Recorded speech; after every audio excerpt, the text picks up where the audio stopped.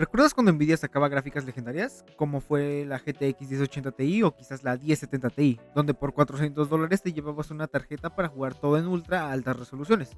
Bueno, esos días llegaron a su fin. El día de hoy vamos a recorrer a detalle lo que Nvidia nos ha ofrecido desde 2016 hasta el año actual 2025. Pero sobre todo veremos el por qué muchos creemos que Nvidia ya no es lo que era antes. Capítulo 1. La era de Pascal. En 2016, Nvidia lanzó su arquitectura Pascal, una generación mágica y como muchos la recuerdo con mucho cariño. La Titan XP, por ejemplo, rendía un 75% más que su antecesora y costaba $1,199, y ofrecía el chip GP102 al completo. Aunque creo que muchos soñamos con la 1080 Ti, porque sí, las Titan eran para trabajar, siendo el líder de la división de gaming, esta GTX rendía un 67% más que la 980 Ti, además de ser el 93% del chip GP102 completo. Por $400 menos, esta generación fue tan buena que sigue bastante vigente, siendo que la 1080 Ti rinde como la RTX 4060, que es la gráfica más popular hoy en día. La GTX 1070 Ti ofrece casi el mismo rendimiento que la 1080, pero costando $200 menos. Sí, costando solo $399, representaba el 63% del chip completo. Y aun cuando tienes la mitad del chip, obtienes un rendimiento excepcional. Hablamos de la GTX 1070, muy vigente aún en pleno 2025 para jugar a 1080p en gráficos medios y quizás alguno que otro juego en ajuste alto. Aunque Nvidia no se salva de polémicas, la GTX 1060 6GB rendía un 72% más que la 960, pero la versión de 3GB, aunque por $100 menos, solo rendía un 55% más. Que eso es muchísimo aún así, aunque podemos ver que el tema de Nvidia limitando GPUs por VRAM no es nada nuevo. Pero teníamos GPUs ridículamente baratas para gente con bolsillos apretados. La GTX 1070 Ti rendía un 32% más que la 950. Representaba el 20% del chip completo y era más que suficiente para jugar gran parte de los juegos de ese entonces a 1080p en gráficos medios o altos. La GTX 1050, por otra parte, no fue tan querida, ya que no representaba una mejora muy grande frente a la 950. Solamente un 6% más de rendimiento y representando un 16% del chip completo. Esta fue la mejor época de Nvidia y es algo que muy difícilmente volveremos a ver. Capítulo 2. La transición. RTX 20 y el Ray Tracing. Es 2018. La mayoría esperaba las GTX 1100 o 2000, pero en lugar de eso tuvimos las RTX. El nombre viene de la tecnología principal que gira alrededor de esta serie, el Ray Tracing. Claro, acompañado del DLSS 1.0 potenciado por los Tensor Cores. Creo que esta generación no fue tan mala, ya que el tamaño de los chips aumentó bastante y con ello una subida de precios. Pero hay un par de cosas que me gustaría mencionar de esta serie, empezando por la RTX Titan. Rendía un 50% más, sí, pero costaba más del doble que la antigua Titan XP. Claro, tenemos memorias GDDR6, lo cual aumentaba un tanto el ancho de banda, pero no creo que justificara costar el doble. La RTX 2080 quizás la peor gráfica de esta generación, ya que aunque era un 39% más rápida que la GTX 1080, no representaba el 66% del chip habitual, sino cerca del 64%, cayendo en el territorio de lo que debió haber sido una RTX 2070 Ti. Claro, hasta que llegó la serie Super, nacida por la competencia que estaba haciendo las RX 5000 de AMD, sumado a las críticas. En la 2080 Super volvemos al uso habitual de una gráfica de clase 80. Claro que eso implicó que la RTX 2070 Super no pudiera tener la utilización regular de una gráfica de tipo 70 Ti. Bueno, en este caso Super, quedándose con un 55% del uso del chip, lo cual ya era un indicativo de lo que Nvidia quería lograr. Aunque algo que definitivamente tenemos que aplaudir fue la RTX 2060, que usaba cerca de un 42% del chip tope de gama. Esto se tradujo en un aumento de rendimiento del 59%. Capítulo 3. La pandemia y Ampere. Probablemente lo que pudo haber sido el segundo error más grande de Nvidia. Quiero decir, Ampere fue una gran arquitectura. Nvidia nos estaba ofreciendo en la RTX 3080 casi un 81% de utilización del chip GA102, cuando lo normal era tener valores cercanos al 67%. Esta generación está básicamente destinada, o estaba, a ser la mejor generación de Nvidia. Claro, de no haber sido por la pandemia, que hizo que una RTX 3080, que debía costar $699, la llegaras a encontrar por hasta $2100, 3 veces su precio. Aunque hoy no estamos aquí necesariamente por la historia de las gráficas, sino la propuesta que Nvidia quería ofrecer. Empezando porque esta generación deja de existir la serie Titan y la serie Quadro como tal. Empecemos por el reemplazo de Quadro, que para fines prácticos compararemos contra la Titan RTX usando el chip GA102 completo, representa una mejora del 43% con respecto a la ya mencionada Titan RTX. Claro que costando arriba de los $4000, lo cual aunque nos pudiera parecer caro, las Quadro RTX 8000 salieron por $10000. La RTX 3090 fue vendida como el reemplazo de la serie Titan, pero no considero que haya sido así, al menos no en la 3090 normal. La 3090 Ti tenía todo el sentido del mundo de ser el reemplazo de la RTX Titan, pues esta sí utiliza el chip GA102 en su totalidad, cosa que la 3090 no. Rendía un 48% más y costaba $500 menos. Claro que la 3090 no fue una mala gráfica en lo absoluto, ya que era un 97% del chip completo y costaba $500 menos que la 3090 Ti, aunque la mejora respecto a la RTX Titan en este caso fue un poco más discreta, de un 28%. Como dije antes, la RTX 3080 10GB fue una gran GPU, ya que nos ofrecía cerca del 81% de utilización del chip tope de gama, lo cual se tradujo en un incremento del 63% de rendimiento con respecto a su antecesora la 2080. Aún así, la 3080 tuvo controversia por la baja cantidad de VRAM, contra lo que ofrecía su competencia, AMD, que en su modelo par, la 6800 XT, ofrecía 16 GB de VRAM.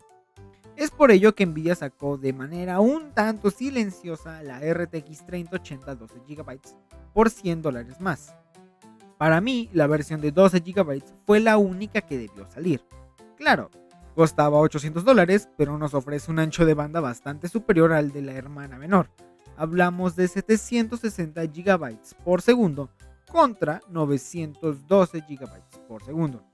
Lo cual, como veremos más adelante, será un número que Nvidia le costará superar en su siguiente generación.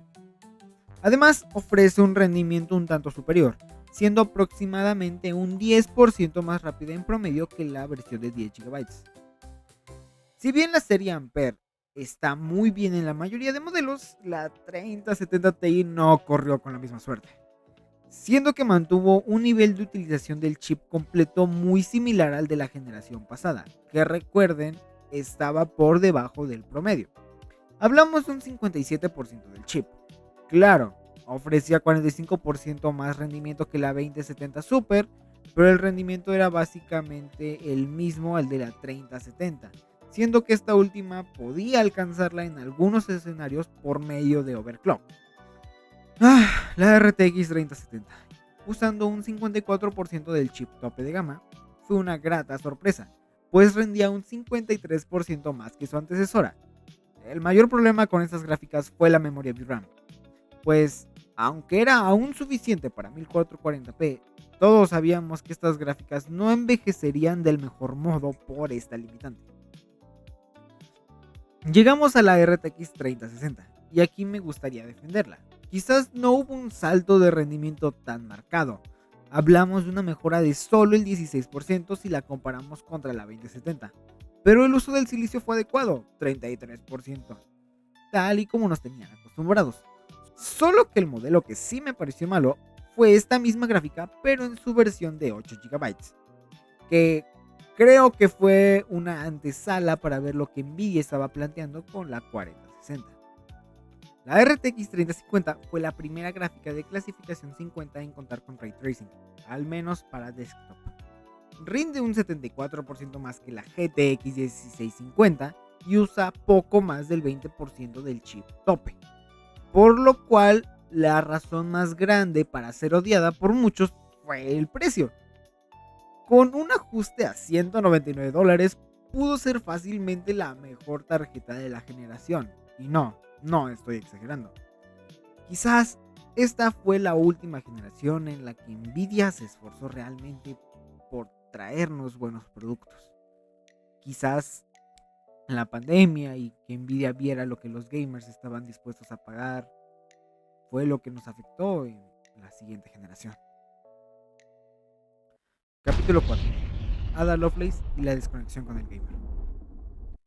Es 2022 y Nvidia presenta su nueva arquitectura, Ada Lovelace, increíblemente eficiente gracias al cambio del nodo de 8 nanómetros de Samsung al nodo 4N de TSMC.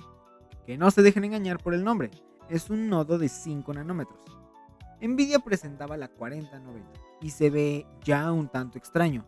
Bajamos a una utilización del chip completo cerca del 89% y el precio aumentó $100. Claro que mejoramos un 64%, pero no puedo dejar de pensar que quizás pudo haber sido un 70% de no haber sido por ese recorte. La RTX 4080 es aún peor, siendo que representa casi un 53% del chip completo. Básicamente nos vendieron una 5070 por $1,199. ¿Y recuerdan lo que dije sobre el ancho de banda en la 3080? Bueno, la 4080 Super, la versión mejorada, entre muchas comillas, alcanza 736 GB por segundo, lo cual es incluso menos de lo que tenía la 3080. La RTX 4070 Ti Nvidia la quería vender como una 4080 12 GB y por $899. Pero dejando de lado que ni de broma es una 4080, esta gráfica parece más lo que debió ser la RTX 4060 Ti. Ada Lovelace es una gran arquitectura que mejoró mucho. Muestra de ello es la RTX 4070, que si bien sigue siendo bastante mediocre y es una 4060 disfrazada, pues con los mismos 5888 núcleos CUDA que tenía la 3070, rinde un 22% más y por supuesto con una eficiencia mucho mayor. La RTX 4060 Ti fue la peor gráfica de esta generación, sin duda alguna. Apenas un 11% más rápida que la 3070 Ti y con un uso del chip que debió corresponder a una 4050 Ti. Y por supuesto, la versión de 16 GB costaba $499. Teniendo menos CUDA cores que la 3060 Ti de anterior generación y con un ancho de banda de 288 GB por segundo, esta generación se siente como si te dieran las sobras de lo que son las tarjetas para IA. Pero hasta eso, esta generación, pese a ser bastante mala, a su vez nos ofreció una gran eficiencia. Ya es una mejora, ¿no es así? Creo. Capítulo 5. Blackwell y el presente. Blackwell es una arquitectura que está diseñada para aumentar el rendimiento en inteligencia artificial. Sumado a que nos quedamos con los 5 nanómetros, pero con un nodo un tanto más refinado, nos da como resultado un aumento de eficiencia insignificante y un bajo salto generacional. La RTX Pro 6000 Blackwell, pese a ser una GPU de $8,500, no incluye un chip GB202 al completo. No. De hecho, tiene una menor utilización de lo que tenía la A6000 ADA. Diciendo que esta es la gráfica que tiene el mayor salto generacional, con un 39% más de rendimiento frente a su predecesora. Creo que nos podemos dar una idea de qué esperar. La RTX 5090 aumentó su precio a $2,000. Baja un poco el uso del chip completo, pero al menos mejora un 35% frente a la 4090. Claro, con un ancho de banda mayor gracias a la memoria GDDR7 y con 32 GB de VRAM. Lamentablemente, la peor GPU de esta generación es la 5080. ¿Recuerdan que las gráficas de clase 70 eran la mitad del chip? Bueno, esta 5080 no llega ni a eso. Es un 44% del chip completo. Así es, esta 5080 es una 5060 Ti disfrazada. Y pero aún, esta 5080 es apenas un 12% más potente que la RTX 4080. No llega a rendir ni siquiera como la RTX 4090. Y si la 5080 es en realidad una 5060 Ti, eso solo significa que la 5070 Ti es una 5060. Aunque podemos decir que la 5070 Ti es probablemente la gráfica más decente de esta generación, pues baja un poco su precio base de 799 a 749. Claro, bajo el papel, porque Nvidia no está enviando suficientes unidades, pero rinde un 28% más que la 4070 Ti. La 5070 es el 25% del chip completo GB202. Rinde un 23% más que la 4070, pero continúa con los mismos 12 GB de VRAM. La 5060 Ti es en realidad una RTX 5050. Lo único positivo es que el precio de la versión de 16 GB, la única que vale la pena, bajó de 499 a 429 dólares. Y por último, llegamos a la GPU más reciente de Nvidia, la 5060, que es solo un 15% del chip completo. Y después de 6 largos años, volvemos a tener 448 GB por segundo de ancho de banda. Sí, por fin regresamos a tener el mismo ancho de banda que tenía esta 2060 Super que tengo aquí. Con esto concluimos este repaso por 9 años de tarjetas gráficas de Nvidia. 5 generaciones y vemos cómo con cada generación desde la serie 40 Nvidia nos hace recortes. Sí, ya sé que solamente ha pasado una generación, pero dudo que las cosas cambien. Cada generación se siente más descafeinada que la anterior. Entiendo que cada año los precios de las obleas de silicio suben de manera considerable, que los precios de las memorias suben, los fabricantes para poder respetar el MSRP la tienen muy difícil. El puro chip y las memorias les representa un 80% del costo MSRP. Pero esto es así porque Nvidia quiere realmente. Tal vez las gráficas de gama 60 de Nvidia ya necesitan un aumento a $349 de base. Y creo que nadie se molestaría si en lugar de darnos 30 streaming multiprocessors, nos dieran al menos 64. Es decir, casi una 5070 Ti. Pero esto no va a pasar, al menos no en el futuro próximo. AMD no les representa una competencia real para Nvidia, y menos ofreciendo GPUs que rinden casi igual que las de Nvidia, pero por unos 20 o 50 dólares menos. Veas el caso de las nuevas RX 9060 XT. Y claro, menos optimizadas para ciertas tareas y que hace que la gente prefiera pagar más incluso por menos rendimiento. La 3050, pese a no ser tan buena como la 6600, tuvo muchos compradores. Yo he utilizado gráficas de Nvidia la mayor parte del tiempo, pasando desde una 1066 GB por una 1070, llegando a la 2060 Super y hasta mi actual 3070. Claro que me gusta el Ray Tracing y el DLSS, pero es impresionante ver cómo con cada generación que pasa, Nvidia nos escupe en la cara y la gente lo festeja. Me gusta el Ray Tracing y aunque AMD ha mejorado muchísimo, es algo que hará que aún me quede con Nvidia.